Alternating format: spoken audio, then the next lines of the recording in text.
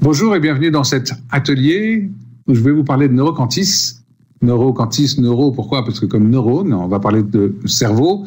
On va parler, je dirais aussi, de notre interaction avec notre environnement, notre interaction avec les autres, notre interaction avec des lois physiques, peut-être de l'univers, j'en sais rien.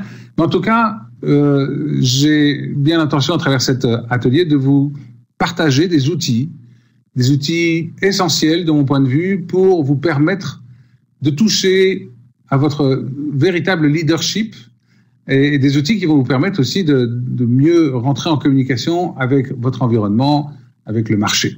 Pourquoi ces outils sont de plus en plus essentiels, je dirais? Bien parce que nous sommes dans un monde qui bouge sans arrêt. L'accélération à tout niveau, des nouvelles technologies, de l'information, l'accélération des flux d'argent, l'accélération du turnover, bien souvent, cette nouvelle génération Y et même, je dirais, les nouveaux adultes maintenant qui sont encore peut-être même plus problématiques si on n'arrive pas à cerner ce qu'ils désirent donc, dans une entreprise, qui vont avoir peut-être du mal à s'intégrer ou en tout cas à obtenir une stabilité. Donc, dans ce monde qui bouge sans arrêt, il m'apparaît essentiel de vous parler de la posture du leader que vous êtes, en tout cas du leader, je dirais, neuroquantique. Alors, c'est quoi le leadership? Le leadership, bien, c'est être capable de répondre de la meilleure façon qui soit, je dirais déjà aux besoins du marché, dans ce marché qui évolue à une vitesse grand V, et puis aux besoins des collaborateurs, parce que si au niveau des collaborateurs, on a, je dirais, beaucoup de changements de valeurs actuellement. Et j'aime bien considérer que l'entreprise n'est pas une mécanique figée.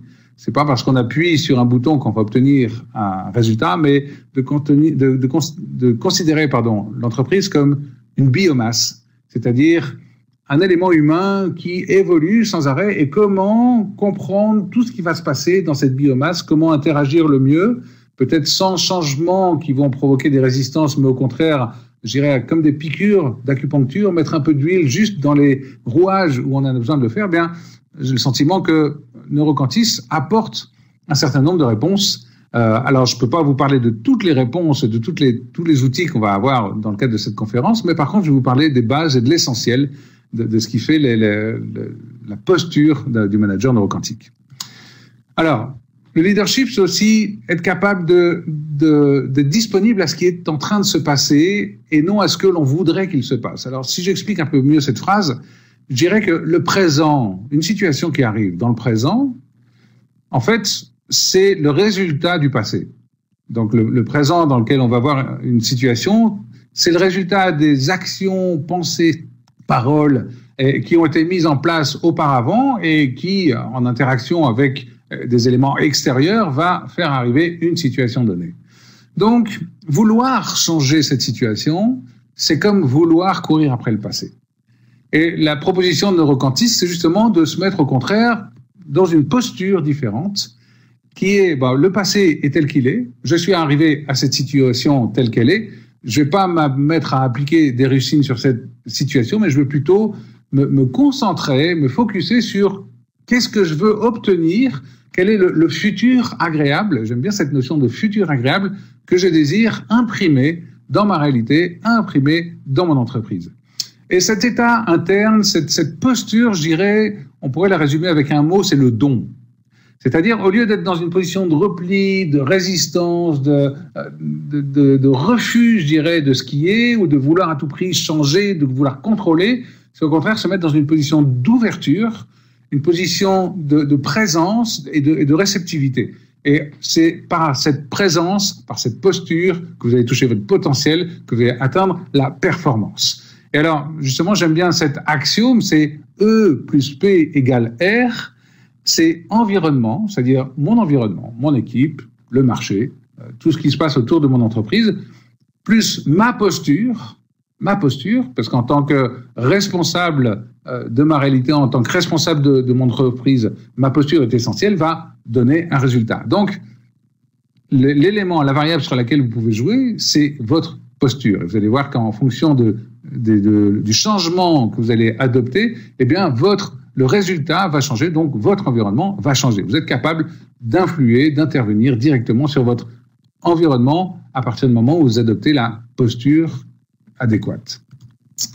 Alors les qualités du leader, bon, j'en ai repris quelques-unes et on va voir que on va retrouver ça dans un peu plus tard les 6 dimensions du préfrontal, la curiosité. C'est-à-dire au lieu de refuser, enfin au lieu de voir la situation un peu d'une manière globale, peut-être routinière, oui, ça arrive, etc. Mais ce serait se poser des questions. Quels sont les éléments que je n'ai pas perçus? Quels sont les détails que je n'ai pas vus? Et je vous parlerai un peu plus tard de la curiosité parce que c'est une des 6 dimensions. Mais il y a aussi cette notion d'agilité interne. Et c'est évident que pour être agile, pour pouvoir rebondir, je vais éviter de me fixer et de me focaliser sur un seul résultat que je voudrais obtenir. D'être dans cette qualité aussi de réceptivité et d'écoute. Parce que bien souvent, on a un collaborateur qui parle, mais on l'écoute, mais en pensant à autre chose. Au contraire, être dans le don, ça veut dire être capable d'être vraiment à l'écoute et réceptif à ce que va vous dire votre collaborateur, d'être aussi dans cette qualité relationnelle, je pourrais parler aussi d'intelligence émotionnelle, c'est-à-dire les notions d'empathie, les notions de comprendre ce qui se passe chez l'autre, les notions de vouloir investiguer ce qui se passe chez l'autre pour, je dirais, apporter aussi une bonne réponse et que le collaborateur se sente valorisé par votre présence, justement. Le leader aussi doit avoir aussi un sens tactique, c'est-à-dire on n'est plus dans l'improvisation. Oui, je verrai bien comment ça se passe, mais ce sens tactique peut être développé en ayant justement une bonne connaissance des outils de communication, de prise de décision, de gestion de systémique de l'entreprise. Et alors aussi cette détermination tranquille, cette intention tranquille qui va vous permettre d'apporter la sérénité autour de vous. Parce que vous êtes sans doute rendu compte qu'une personne stressée va stresser son environnement. Bien, quand vous êtes dans cette détermination tranquille, vous apportez un apaisement autour de vous. C'est cet apaisement qui va permettre la créativité, la motivation et la présence des autres collaborateurs au sein de l'entreprise. Et donc, c'est cette vision du leadership, c'est l'ensemble de ces qualités qui vont amener une vision. Et cette vision va, comme je l'ai dit un peu auparavant, déterminer le résultat. Vision, posture, résultat. Tout ça, c'est très lié. Alors, à travers Neurocantis, comme je vous l'ai dit, on va parler du cerveau, on va parler justement de l'apport des neurosciences, parce que de nos jours, on a des outils qui permettent de comprendre en quoi, je dirais, différents étages du cerveau vont interagir ou au contraire rentrer en conflit.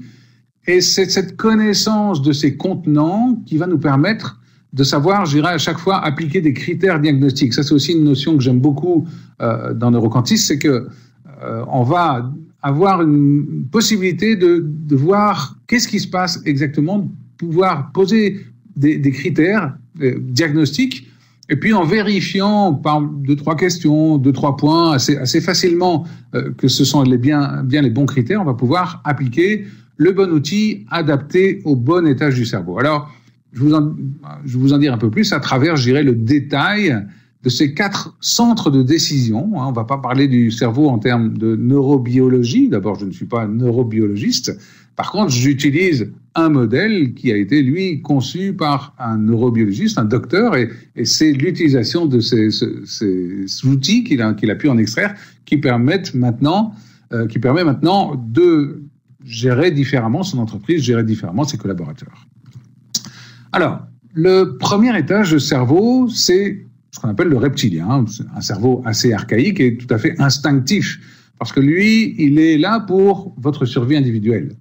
Dans l'état naturel, j'ai 4 états dans la nature. J'ai soit, je me mets dans ce qu'on appelle l'activation de l'action, c'est-à-dire je suis observateur de ce qui se passe et puis tout d'un coup, j'ai faim, donc il va falloir que j'aille manger pour assurer ma survie individuelle. Je me mets à la chasse, je vais aller chercher de quoi manger ou je vais cueillir quoi. Enfin voilà, je me mets en action pour assouvir ses besoins de survie individuelle. Les 3 autres, fuite, lutte, inhibition, vous avez sans doute déjà entendu parler de ces 3 états. Ce sont les 3 états de survie, les 3 réactions. En cas de prédateur, je vais d'abord fuir, je vais courir. Si jamais il me rattrape, le prédateur me rattrape, je vais essayer de me défendre, donc je vais rentrer dans la lutte. Et puis la 3e stratégie de survie, je dirais, c'est l'inhibition de l'action, c'est-à-dire c'est la petite souris qui fait la morte par rapport au chat, et le chat s'en désintéresse Et à ce moment-là, elle peut rentrer, se mettre en protection. Donc vous avez là ces 3 stratégies de survie, et cette activation de l'action, ce sont les 4 états qui sont gérés par le cerveau reptilien, vraiment en termes instinctifs. Il y a un prédateur, je me mets sur on, il n'y en a pas, je me mets sur off. En tout cas, je suis toujours présent à ce qui est, observateur de ce qui est. Ensuite, on a le positionnement social qui va venir se mettre en route dans le second contenant, que Jacques Fradin